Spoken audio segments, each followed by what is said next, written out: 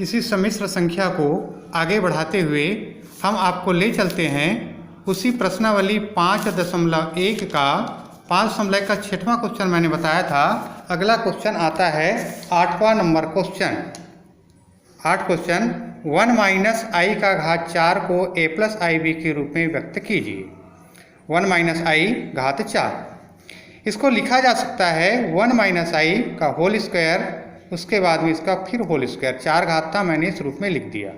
क्योंकि a minus b का whole square बराबर होता है बीजगणित में a square minus 2ab plus b square, तो हो जाएगा 1 प्लस आई स्क्वायर माइनस 2i का होल स्क्वायर।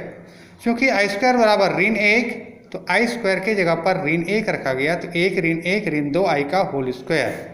ये हो जाएगा 1 और 1, ये धन और ऋण जो है दोनों कैंसल हो गए, धन और ऋण बचा माइनस 2i का होल स्क्वायर बराबर 4i square.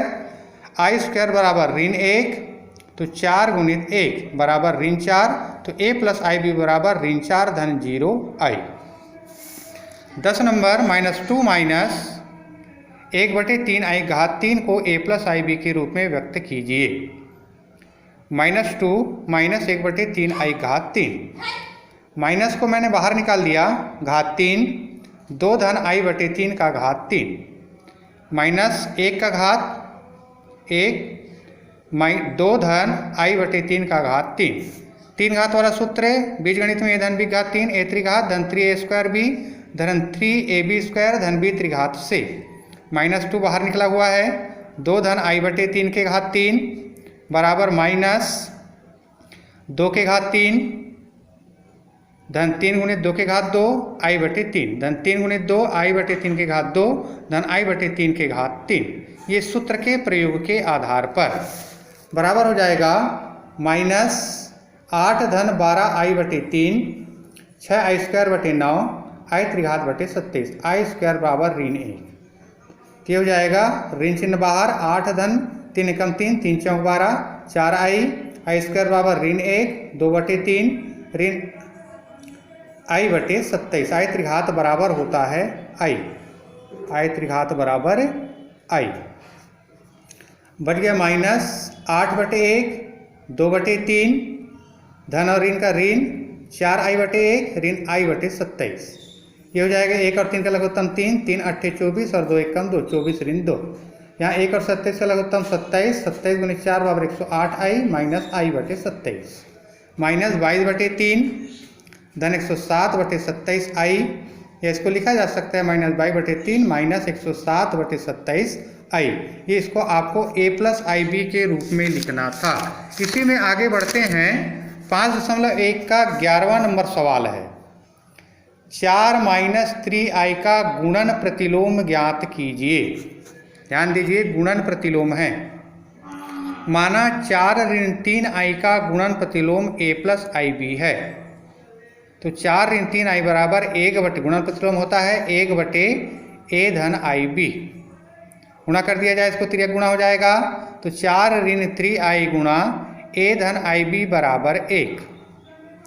a plus i b बराबर, यहाँ से अलग करेंगे तो ये 1 के नीचे आ जाएगा, तो 1/4 ऋण 3i। अंश एवं हर में 4 परिमेयीकरण करना है, आपने पूर्व में पढ़ लिया है। 4 धन 3i का गुणा करने पर, तो a प्लस आई बी बराबर 1/4 ऋण 3i गुणित 4 धन 3i बटे 4 धन 3i। a plus i b बराबर 4 धन 3i 1 के साथ में गुणा, और यहाँ सूत्र लग जाता है बीजगणित का सूत्र a square minus b square, 4 का वर्ग माइनस 3 तिया 9i का whole square. a plus i b बराबर 4 धन 3i 4 चौक 16 9i स्क्वायर बराबर ऋण 1 9 गुणित ऋण 1। या a प्लस आई बी बराबर 4 धन 3i बटे 16 धन 9, या a प्लस आई बी बराबर 4 धन 3i बटे 16 और 9 25, या a प्लस आई बी बराबर 4/25 धन 3i बटे 25। ये इसका कहलाता है गुणात्मक प्रतिलोम। 4 ऋण 3i का गुणात्मक प्रतिलोम इतना निकलेगा 4/25 धन 3i बटे 25। 13 नंबर और बता देता हूँ, -i का गुणात्मक प्रतिलोम ज्ञात कीजिए। माना -i का गुणात्मक प्रतिलोम a प्लस आई बी है, या 0 minus i b a plus i b है। इसको लिख सकते हैं 0 माइनस 0 i बराबर 1/a plus i B. A plus i b बराबर 1 बटा हो गया आई। आंसर हर में आई का गुणा करने पर आई बटे आई।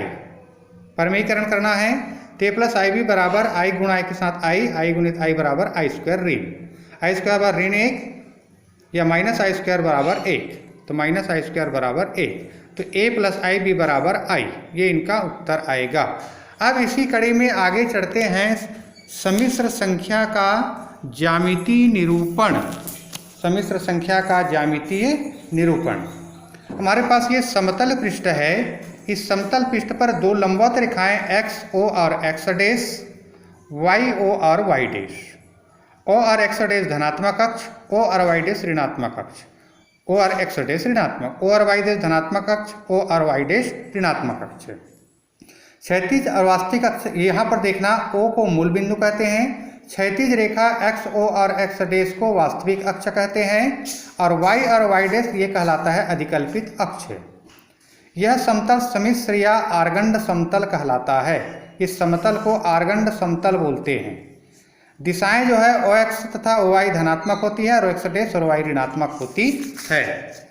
अब किसी सम्मिश्र संख्या a प्लस आई बी को समतल पर निरूपित करने के लिए O से वास्तविक अक्ष पर a इकाई दूरी पर, फिर अधिकल्पित अक्ष से b इकाई दूरी पर a तथा b के चिन्हों को ध्यान में रखते हुए बिंदु a b को अंकित कर लेते हैं।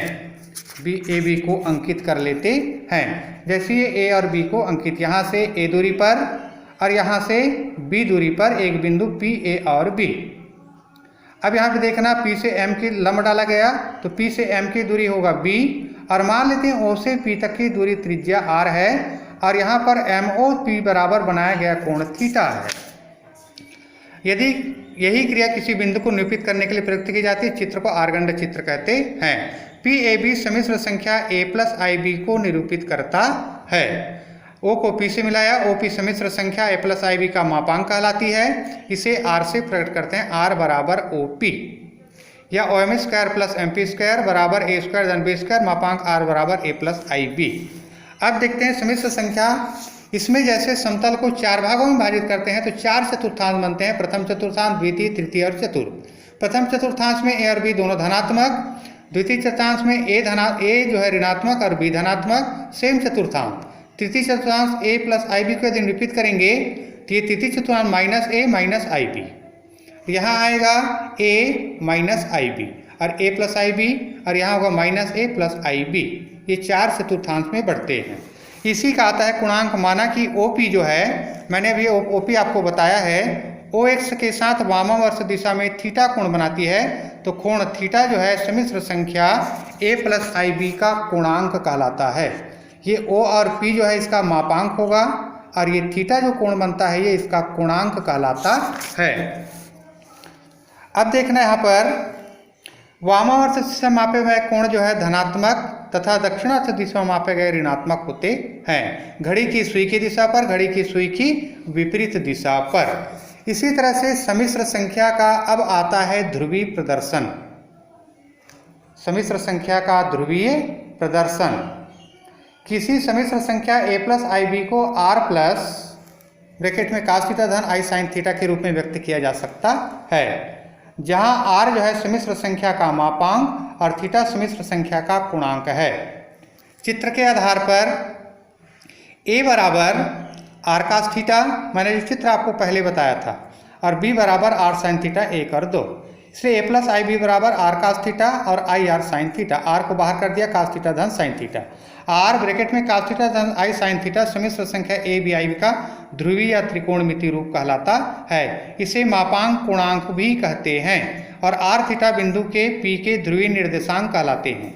1 और 2 है, दोनों का वर्ग करके इसको यदि जोड़ते हैं तो A स्क्वायर धन B स्क्वायर बराबर R square cos square theta sine square theta बराबर R स्क्वायर। इसका मान होता है 1, तो बराबर 1 हो गया।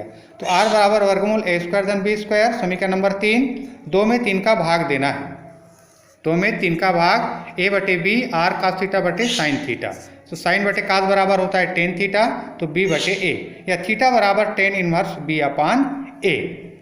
इसी सूत्र का प्रयोग करके आपको कोणांक ज्ञात करना है। ये इसका सम्मिश्र संख्याओं का ध्रुवीय रूप कहलाता है।